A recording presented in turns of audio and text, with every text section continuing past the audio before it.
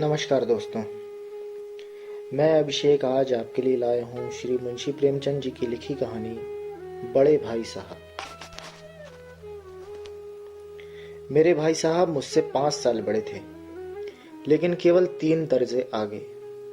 उन्होंने भी उसी उम्र में पढ़ना शुरू किया था जब मैंने शुरू किया था, लेकिन तालीम जैसे महत्व के मामले में वह जल्दबाजी से काम लेना पसंद ना करते थे। इस भावना की बुनियाद खूब मजबूत डालना चाहते थे, जिस पर आलीशान महल बन सके। 1 साल का काम 2 साल में करते थे, कभी कभी 3 साल भी लग जाता था। बुनियाद ही पुख्ता न हो तो मकान कैसे पायदार बने। मैं छोटा था, वह बड़े थे। मेरी उम्र 9 साल की थी, वे 14 साल के थे। उन्हें मेरी तंबीह और निगरानी का पूरा जन्म सिद्ध अधिकार था, और मेरी शालीनता इसी में थी कि उनके हुक्म को कानून समझूं। वे स्वभाव से बड़े अध्ययनशील थे, हरदम किताब खोले बैठे रहते थे, और शायद दिमाग को आराम देने के लिए कभी कॉपी पर, कभी किताब के हाशियों पर चिड़ियों, कुत्तों, बिल्लियों की तस्वीर बनाया करते थे। कभी कभी एक ही नाम या शब्द या वाक्य 10-20 बार लिख डालते। कभी एक शेर को बार बार सुंदर अक्षर में नकल करते। कभी ऐसी शब्द रचना करते जिसमें न कोई अर्थ होता, न कोई सामंजस्य। मसलन एक बार उनकी कॉपी पर मैंने यह इबारत देखी, स्पेशल अमीना, भाइयों भाइयों, दरअसल भाई भाई राधेश्याम, श्रीयुत राधेश्याम। 1 घंटे तक। इसके बाद एक आदमी का चेहरा बना हुआ था। मैंने चेष्टा की कि इस पहेली का कोई अर्थ निकालूं, लेकिन असफल रहा, और उनसे पूछने का साहस न हुआ। वे 9वीं जमात में थे, मैं 5वीं में। उनकी रचनाओं को समझना मेरे लिए छोटा मुंह बड़ी बात थी। मेरा जी पढ़ने में बिल्कुल न लगता था। 1 घंटा भी किताब लेकर बैठना पहाड़ था। मौका पाते ही हॉस्टल से निकलकर मैदान में आ जाता, और कभी कंकरिया उछालता, कभी कागज की तितलियां उड़ाता, और कहीं कोई साथी मिल गया तो पूछना ही क्या। कभी 4 दीवारी पर चढ़कर नीचे कूद रहे हैं, कभी फाटक पर सवार उसे आगे पीछे चलाते हुए मोटर कार का आनंद उठा रहे हैं। लेकिन कमरे में आते ही भाई साहब का रौद्र रूप देखकर प्राण सूख जाते। उनका पहला सवाल होता, कहां थे? हमेशा यही सवाल इसी ध्वनि में पूछा जाता था, और इसका जवाब मेरे पास केवल मौन था। न जाने मुंह से यह बात क्यों न निकलती कि जरा बाहर खेल रहा था।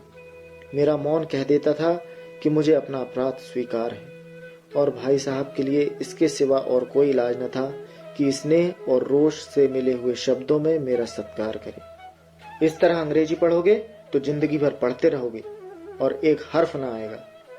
अंग्रेजी पढ़ना कोई हंसी खेल नहीं है कि जो चाहे पढ़ ले। नहीं, ऐरा गैरा नत्थु खेरा सभी अंग्रेजी के विद्वान हो जाते। यहाँ रात दिन आंखें फोड़नी पड़ती है और खून जलाना पड़ता है, तब कहीं यह विद्या आती है। और आती क्या है? हाँ, कहने को आ जाती है। बड़े बड़े विद्वान भी शुद्ध अंग्रेजी नहीं लिख सकते, बोलना तो दूर रहा। और मैं कहता हूँ, तुम कितने घोंगा हो कि मुझे देखकर भी सबक नहीं लेते। मैं कितनी मेहनत करता हूँ, तुम अपने आंखों देखते हो। अगर नहीं देखते तो यह तुम्हारी आंखों का कसूर है, तुम्हारी बुद्धि का कसूर है। इतने मेले तमाशे होते हैं, मुझे तुमने कभी देखने जाते देखा है? रोज ही क्रिकेट और हॉकी मैच होते हैं, मैं पास नहीं फटकता, हमेशा पढ़ता रहता हूँ। उस पर भी एक एक दर्जे में 2-2, 3-3 साल पढ़ा रहता हूँ। फिर तुम कैसे आशा करते हो कि तुम यूं खेल कूद में वक्त गवाकर पास हो जाओगे? मुझे तो 2 ही 3 साल लगता है। तुम उम्र भर इसी दर्जे में पड़े सड़ते रहोगे।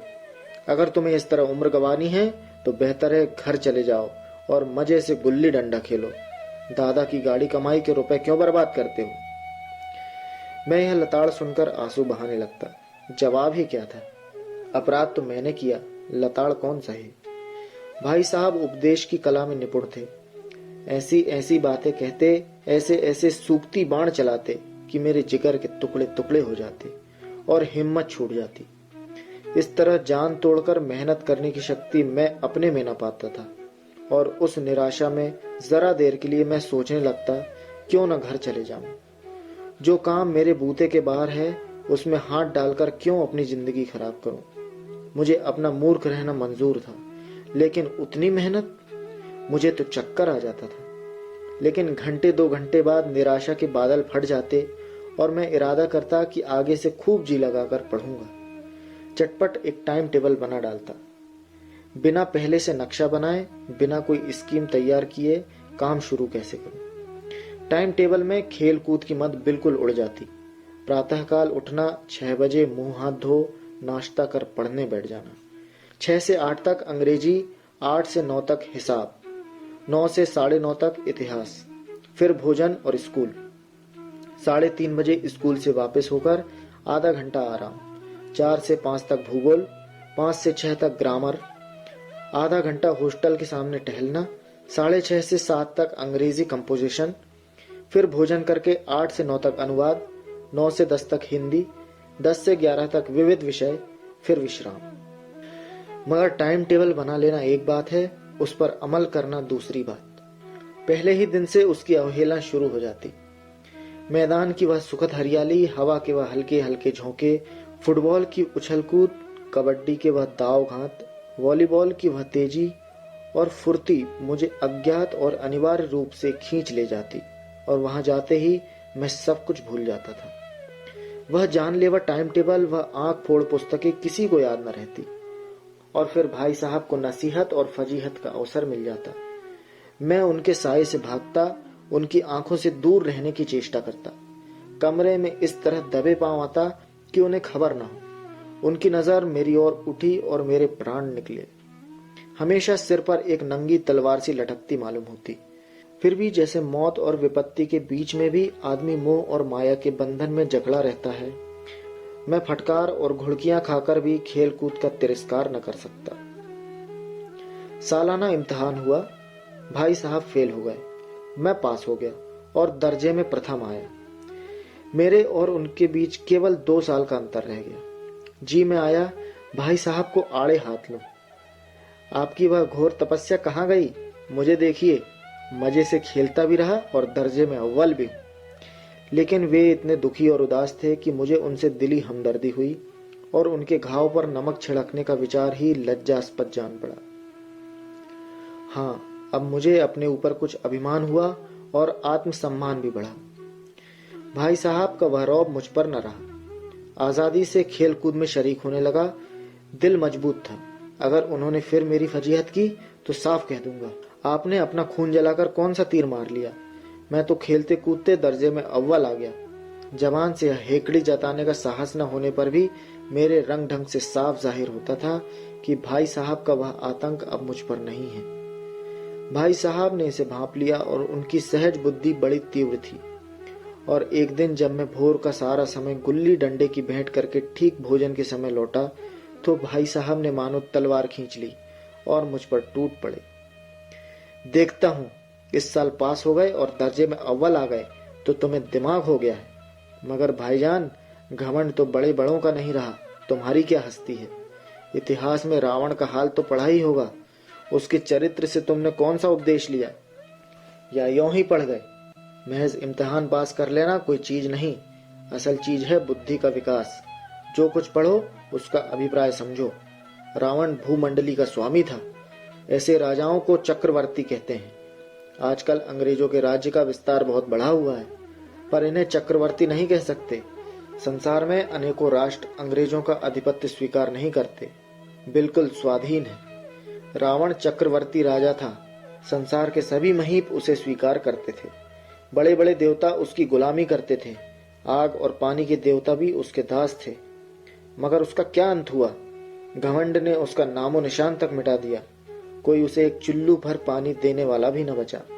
आदमी जो कुकर्म चाहे करे, पर अभिमान न करे, इतराए नहीं। अभिमान किया और दीन दुनिया से गया। शैतान का हाल भी पढ़ा होगा।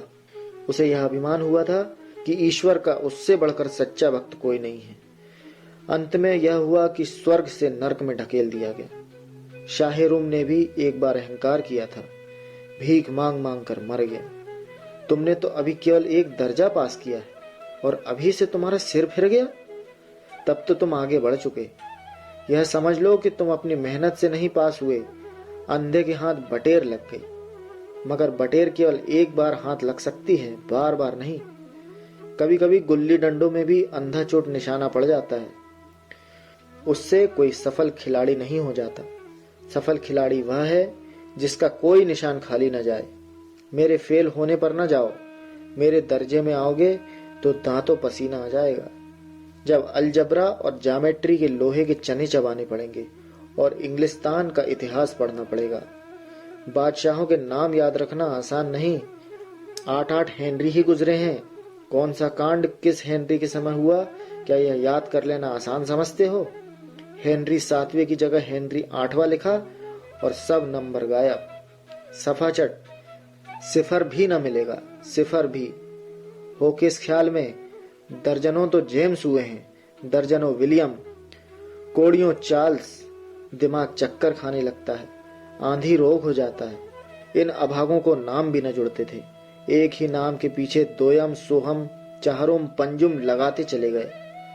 मुझसे पूछते तो 10 लाख नाम बता देता, और ज्योमेट्री तो बस खुदा की पनाह। अ ब ज की जगह अ ज ब लिख दिया तो सारे नंबर कट गए। कोई इन निर्दयी मुमतहीनों से नहीं पूछता कि आखिर अ ब ज और अ ज ब में क्या फर्क है, और व्यर्थ की बात के लिए क्यों छात्रों का खून करते हो? दाल भात रोटी खाई या भात दाल रोटी खाई, इसमें क्या रखा है? मगर इन परीक्षकों को क्या परवाह, वे तो वही देखते हैं जो पुस्तक में लिखा है। चाहते हैं कि लड़के अक्षर अक्षर रट डालें, और इसी रटंत का नाम शिक्षा रख जोड़ा है। और आखिर इन बेसिर पैरों की बातों के पढ़ने से क्या फायदा? इस रेखा पर वह लंब गिरा दो तो आधार लंब से दुगना होगा। पूछिए इसमें प्रयोजन? दुगना नहीं चौगना हो जाए या आधा ही रहे, मेरी बला से। लेकिन परीक्षा में पास होना है तो यह सब खुराफात याद करनी पड़ेगी। कह दिया समय की पाबंदी पर एक निबंध लिखो जो 4 पन्नों से कम न हो। अब आप कॉपी सामने खोलें, कलम हाथ में लिए उसके नाम को रोइए। कौन नहीं जानता कि समय की पाबंदी बहुत अच्छी बात है। इससे आदमी के जीवन में संयम आ जाता है, दूसरों का उस पर स्नेह होने लगता है और उसके कारोबार में उन्नति होती है। लेकिन इस जरा सी बात पर 4 पन्ने कैसे लिखें?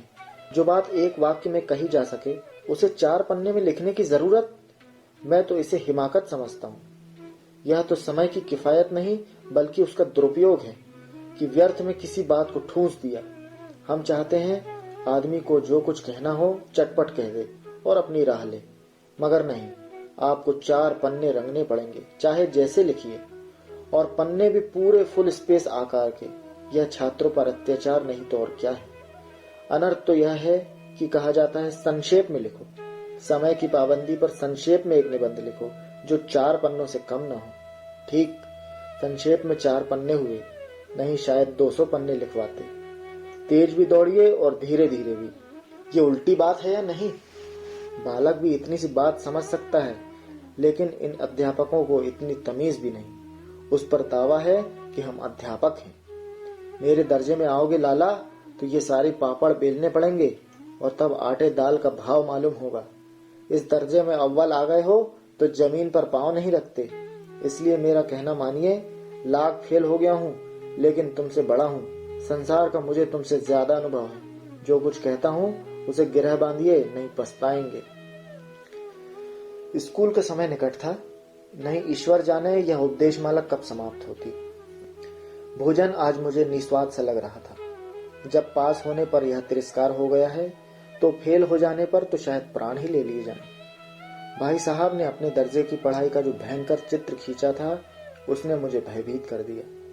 कैसे स्कूल छोड़कर घर नहीं भागा, यही ताज्जुब है। लेकिन इतने तिरस्कार पर भी पुस्तकों में मेरी अरुचि ज्यों की त्यों बनी रही। खेल कूद का कोई अवसर हाथ से न जाने देता। पढ़ता भी था मगर बहुत कम, बस इतना कि रोज का टास्क पूरा हो जाए और दर्जे में जलील न होना पड़े। अपने ऊपर जो विश्वास पैदा हुआ था वह फिर लुप्त हो गया और फिर चोरों का सा जीवन कटने लगा। फिर सालाना इम्तिहान हुआ और कुछ ऐसा संयोग हुआ कि मैं फिर पास हुआ और भाई साहब फिर फेल हो गए। मैंने बहुत मेहनत न की पर न जाने कैसे दर्जे में अव्वल आ गए। मुझे खुद अचरज हुआ। भाई साहब ने प्राणांतक परिश्रम किया था, कोर्स का एक एक शब्द चाट गए थे।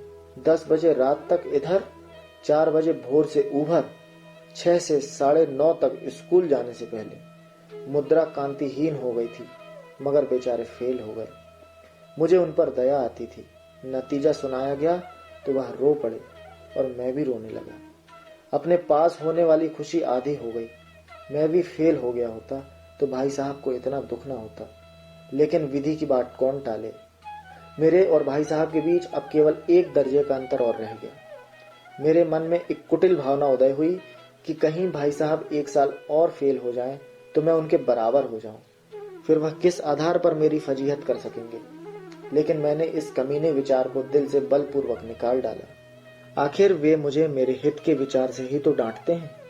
मुझे उस वक्त अप्रिय लगता है अवश्य, मगर यह शायद उनके उपदेशों का ही असर हो कि मैं दनादन पास हो जाता हूँ, और इतने अच्छे नंबरों से। अब भाई साहब बहुत कुछ नर्म पड़ गए थे।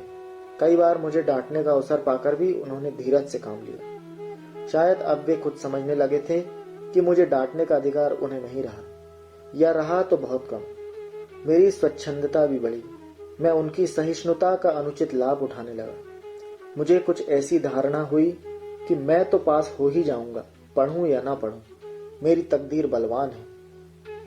इसलिए भाई साहब के डर से जो थोड़ा बहुत पढ़ लिया करता था वह भी बंद हुआ। मुझे कनकौए उड़ाने का नया शौक पैदा हो गया, और अब सारा समय पतंगबाजी को ही भेंट होता था। फिर भी मैं भाई साहब का अदब करता था और उनकी नजर बचाकर कनकौए उड़ाता था। मांझा देना, कन्ने बांधना, पतंग टूर्नामेंट की तैयारियां आदि समस्याएं अब गुप्त रूप से हल की जाती थी। भाई साहब को यह संदेह न करने देना चाहता था कि उनका सम्मान और लिहाज मेरी नजरों से कम हो गया है। एक दिन संध्या समय हॉस्टल में दूर से एक कनकौए लूटने बेतहाशा दौड़ा जा रहा था। आंखें आसमान की ओर थी और मन उस आकाशगामी पथिक की ओर जो मंद गति से झूमता पतन की ओर चला जा रहा था। मानो कोई आत्मा स्वर्ग से निकलकर विरक्त मन से नए संस्कार ग्रहण करने जा रही हो। बालकों की एक पूरी सेना लग गई और झाड़दार बांस लिए उनका स्वागत करने को दौड़ी आ रही थी। किसी को अपने आगे पीछे की खबर न थी। सभी मानो उस पतंग के साथ ही आकाश में उड़ रहे थे। जहां सब कुछ समतल है, न मोटर कार है, न ट्रॉम, न गाड़ियां। सहसा भाई साहब से मेरी मुठभेड़ हो गई, जो शायद बाजार से लौट रहे थे। उन्होंने वहीं मेरा हाथ पकड़ लिया और उग्र भाव से बोले, इन बाजारी लौंडों के साथ धेले के कनकौए के लिए दौड़ते तुम्हें शर्म नहीं आती? तुम्हें इसका भी कुछ लिहाज नहीं कि हम नीची जमात में नहीं हो, बल्कि 8वीं जमात में आ गए हो और मुझसे केवल 1 दर्जा नीचे हो। आखिर आदमी को कुछ तो अपनी पोजीशन का ख्याल रखना चाहिए। एक जमाना था कि लोग 8वां दर्जा पास करके नायब तहसीलदार हो जाते थे। मैं कितने ही मडलीचियों को जानता हूँ जो आज अव्वल दर्जे की डिप्टी मजिस्ट्रेट या सुपरिटेंडेंट है। कितने ही 8वीं जमात वाले हमारे लीडर और समाचार पत्रों के संपादक हैं। बड़े बड़े विद्वान उनकी महातमी के काम करते हैं, और तुम उसी 8वें दर्जे में आकर बाजारी लौंडों के साथ कनकौए के लिए दौड़ रहे हो। मुझे तुम्हारी इस कमकली पर दुख होता है। तुम ज़हीन हो, इसमें शक नहीं, लेकिन वह जहन किस काम का जो हमारे आत्मगौरव की हत्या कर डाले। तुम अपने दिल में समझते होगे मैं भाई साहब से महज 1 दर्जा नीचे हूँ, और अब उन्हें मुझको कुछ कहने का हक नहीं। लेकिन यह तुम्हारी गलती है। मैं तुमसे 5 साल बड़ा हूँ, और चाहे आज तुम मेरी ही जमात में आ जाओ और परीक्षकों का यही हाल हो, तो निसंदेह अगले साल तुम मेरे समकक्ष हो जाओगे, और शायद 1 साल बाद तुम मुझसे भी आगे निकल जाओ। लेकिन मुझ में और तुम में जो 5 साल का अंतर है, उसे तुम क्या खुदा भी नहीं मिटा सकता। मैं तुमसे 5 साल बड़ा हूँ और हमेशा रहूंगा। मुझे दुनिया का और जिंदगी का जो तजुर्बा है, तुम उसकी बराबरी नहीं कर सकते, चाहे तुम MA, DPhil और DLit क्यों ना हो जाओ। समझ किताबें पढ़ने से नहीं आती। हमारी अम्मा ने कोई दर्जा पास नहीं किया, और दादा भी शायद 5वीं 6ठी जमात के आगे नहीं गए। लेकिन हम दोनों चाहे दुनिया की विद्या पढ़ लें, अम्मा और दादा को हमें समझने और सुधारने का अधिकार हमेशा रहेगा। केवल इसलिए नहीं कि वे हमारे जन्मदाता हैं, बल्कि इसलिए कि उन्हें दुनिया का हमसे ज्यादा तजुर्बा है और रहेगा। अमेरिका में किस तरह की राज व्यवस्था है, और 8वें हेनरी ने कितने विवाह किए, और आकाश में कितने नक्षत्र हैं, यह बात चाहे उन्हें न मालूम हो, लेकिन हजारों ऐसी बात है जिनका ज्ञान उन्हें हमसे और तुमसे ज्यादा है। देव न करे आज मैं बीमार हो जाऊं तो तुम्हारे हाथ पांव फूल जाएंगे। दादा को तार देने के सिवा तुम्हें और कुछ न सूझेगा, लेकिन तुम्हारी जगह पर दादा हो तो किसी को तार ना दें, ना घबराएं, ना बदहवास हों। पहले खुद मर्ज पहचान कर इलाज करेंगे, उसमें सफल न हुए तो किसी डॉक्टर को बुलाएंगे। बीमारी तो खैर बड़ी चीज है, हम तुम तो इतना भी नहीं जानते कि महीने भर का खर्च महीने भर कैसे चले। जो कुछ दादा भेजते हैं उसे हम 20-22 तक खर्च कर डालते हैं और पैसे पैसे को मोहताज हो जाते हैं। नाश्ता बंद हो जाता है, धोबी और नाई से मुंह चुराने लगते हैं। लेकिन जितना आज हम और तुम खर्च कर रहे हैं उसके आधे में दादा ने अपनी उम्र का बड़ा भाग इज्जत और नेक कामी के साथ निभाया है और एक कुटुंब का पालन किया है जिसमें सब मिलाकर 9 आदमी थे। अपने हेड मास्टर साहब को ही देखो, एमए है कि नहीं, और यहाँ के एमए नहीं, ऑक्सफोर्ड के। 1000 रुपए पाते हैं, लेकिन उनके घर इंतजाम कौन करता है? उनकी बूढ़ी माँ। हेड मास्टर साहब की डिग्री यहाँ आकर बेकार हो गई। पहले खुद घर का इंतजाम करते थे, खर्च पूरा ना पड़ता था, कर्जदार रहते थे। जब से उनकी माताजी ने प्रबंध अपने हाथ में ले लिया है, जैसे घर में लक्ष्मी आ गई। तो भाईजान, यह गुरूर दिल से निकाल डालो कि तुम मेरे समीप आ गए हो और अब स्वतंत्र हो।